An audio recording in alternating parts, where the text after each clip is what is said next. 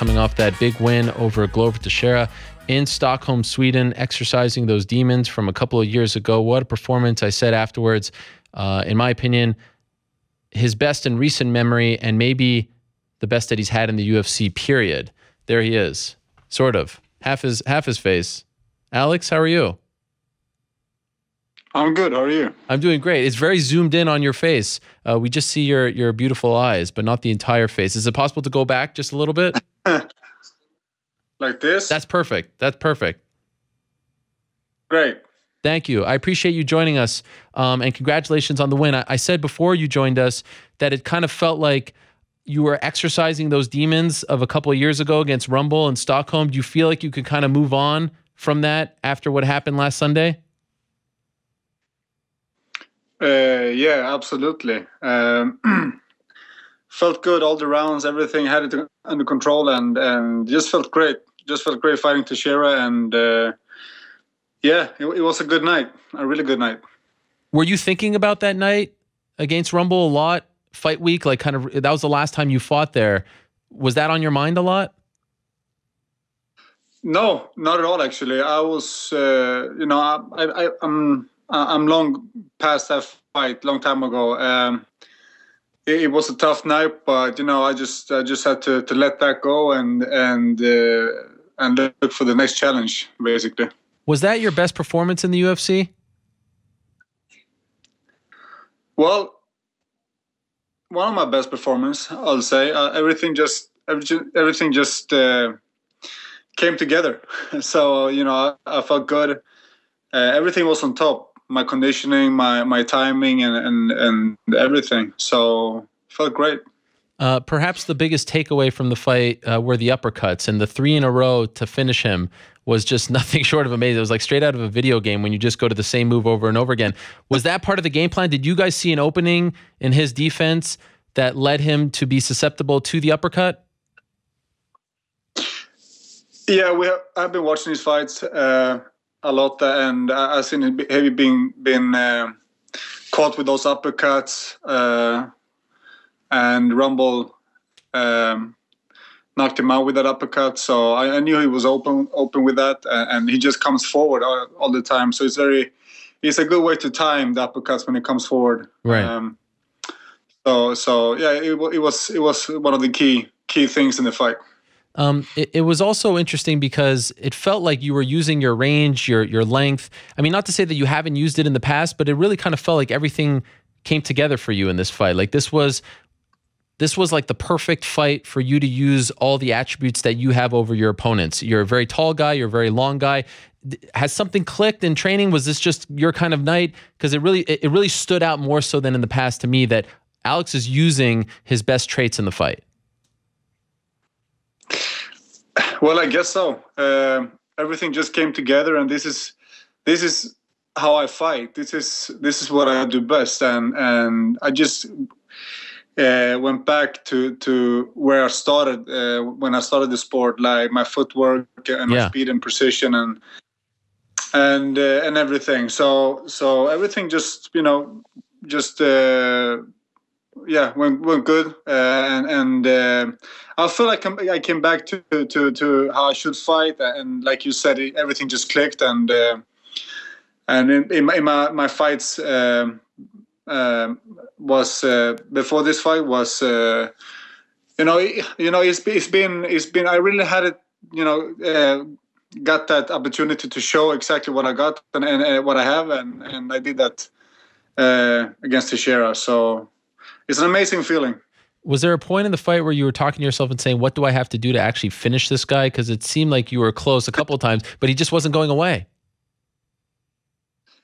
Yeah, I had him a couple of times, but it's a 5-round fight, and I knew I had to be patient with him because he can take a shot, and he has a lot of routines, and he's been in bad positions before, so I knew that.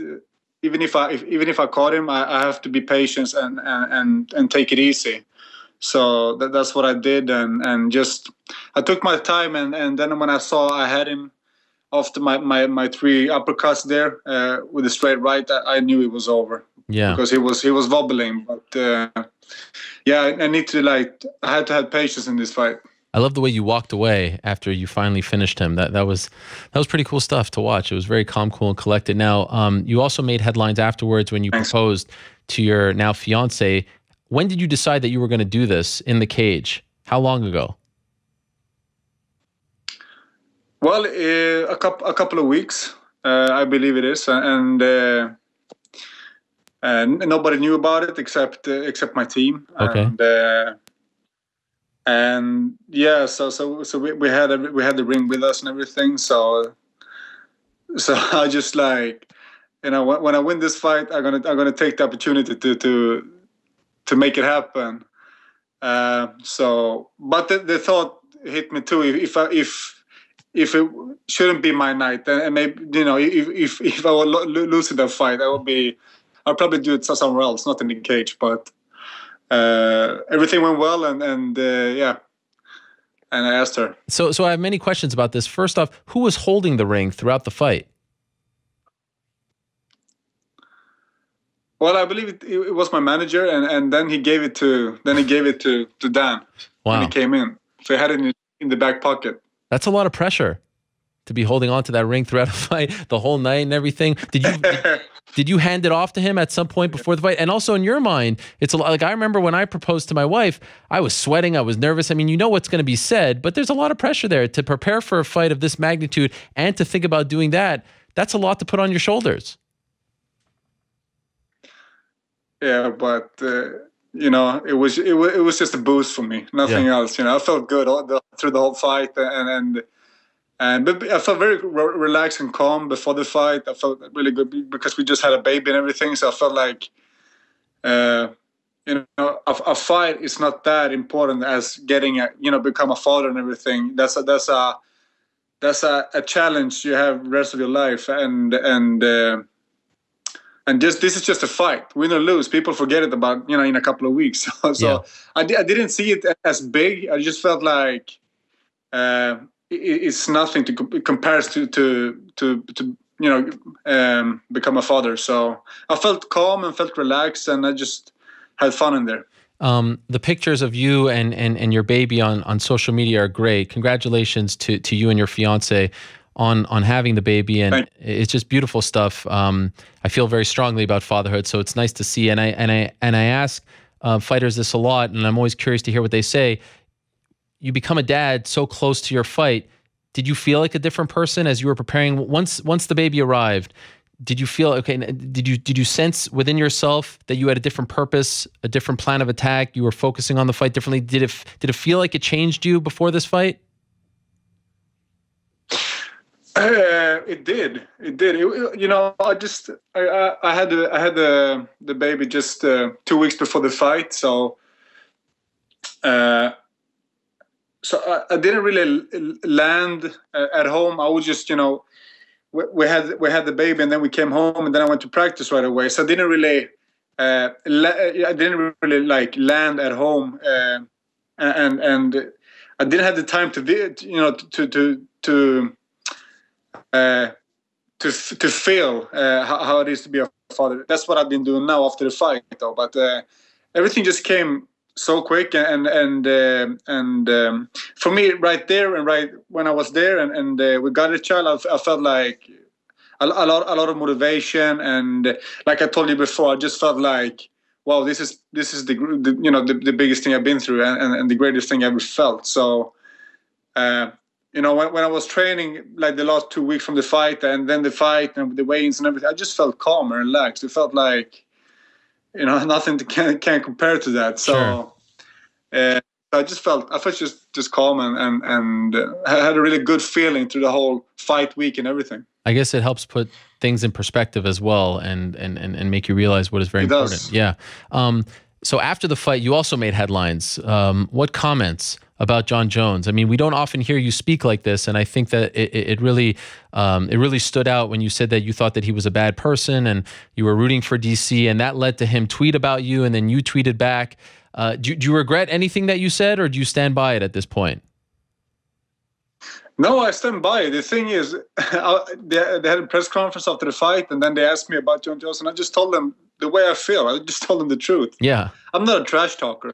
No. I don't trash. I don't do that shit. But so they asked me, and I'm not gonna lie. I just felt like he's probably the greatest fighter we've seen. But as a person, I don't like him. I don't like how he's how he's talking on the stage, doing the cocaine thing, and so many young people, kids are looking up to him and everything. I just feel like, man, come on, well, like. I don't support that stuff at all. I don't support that stuff at all. So I just told the media what I think of him. And have you been holding on to this for a while, or is this something that's changed your views on him? No, I always like, I don't really like,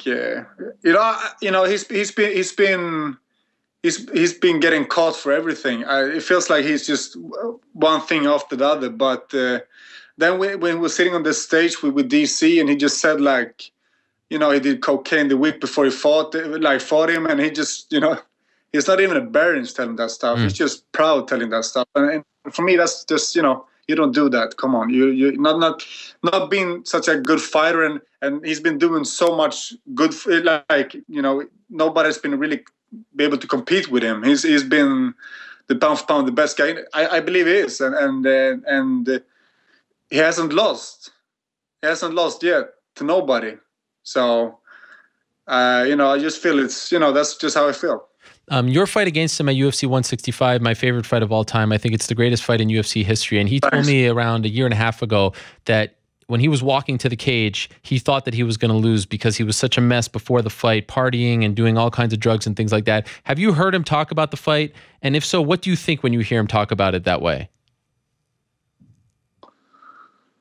Well, I don't know what to say. I just, what can I say? I don't know what to say. I just know that. I just know he was in shape for that fight, and I was in shape for that fight, and in many eyes, people believe I won that fight, and this is maybe one of his excuses. He didn't dominate me, but he's been dominating everybody else. It was a tight fight. It was a tight fight, but I just think that's one of his excuses, that maybe he didn't finish me, or he didn't dominate me. He didn't win every round, so that's just the way he talks. You mentioned USADA. Do you think he has used PEDs? Well, yeah, I believe so. I think he's been doing a lot of stuff that he shouldn't be doing. So, when you saw him fight OSP, what's that? Sorry. Like tragic to say, but I believe that he's been doing shit he shouldn't be doing. Do you think he was doing a long time? Do you think he was doing that when you fought him? Yeah, I think so. Yeah, I think so. And when you saw OSP and how he looked in that fight, was that alarming to you? Well, he hasn't been in the cage for a while when I fought him and right. Stuff like that. I don't know. I don't know if he was on it or not, for that fight. But I believe he's, we've fought and everything like that. So, but anyway, it's history now. Sure. So, and new times are coming, and we probably will fight again someday. So I said last week that I thought that you winning was the perfect result for the UFC because greatest fight of all time against Jones, one of the greatest light heavyweight fights of all time against DC. So they can go, they can't go wrong with you versus either one of those guys. But we just had your friend and teammate Jimmy Manuwa on, and he said that he was told by Dana White that he's next for the winner of the fight. What have you been told, if anything? Sorry, can you take that again? So we just had Jimmy Manuwa on the show, and he said that he was told by the UFC that he is going to fight the winner of DC versus Jones. And so I was a little surprised because I thought you beating Glover was going to put you in that spot, and plus you have the history with both guys. And so I was wondering if you have been told anything about what's next for you, if you're next, what do you know about your next step as far as what the UFC has told you, if anything? Well, I haven't spoken to Dana yet, so it's let's see what happens. If Jimmy gets it, I'm happy for him. If Jimmy gets it, so let's see what happens. Is that going to be a problem? I mean, he said no matter what, title fight or not, he won't fight you. I'm assuming you agree, right? Yeah, of course, of course. What if he wins the belt? What would you do? Well, let's see what happens. I'll probably give him a hug and congratulate him. But would you change divisions? Would you just fight other guys? Have you thought about that? Then I have to fight another guy. We're not fighting each other. We're brothers now. We're training hard together. So that's how we look at things. Do you feel like a win over Glover? Go ahead. I'm just happy if he gets the fight. Sure. And we take it from there. Do you feel like a win over Glover should put you as the number one contender? Well, I'm just looking to the top, and I fight, any of those guys. So I'm aiming high now, and I want a good fight. I'm going to speak to Dana too and see what's up, and we take it from there. Okay. And do you have a preference? Do you want DC to beat Jones, considering how you feel about Jones, or are you hoping Jones wins so that you could beat him for the belt? How have you laid out the scenario? Well, I'm excited to see the fight first of all. Okay. And I have to be honest. I like DC. For me, he's a weather champion. He's a good guy. So yeah, I hope he win. But I wouldn't say no to a fight against Jones either. That's what the fight people want to see, and I will fight him. So let's see what happens. Will your career feel incomplete if you don't get that second chance at Jones?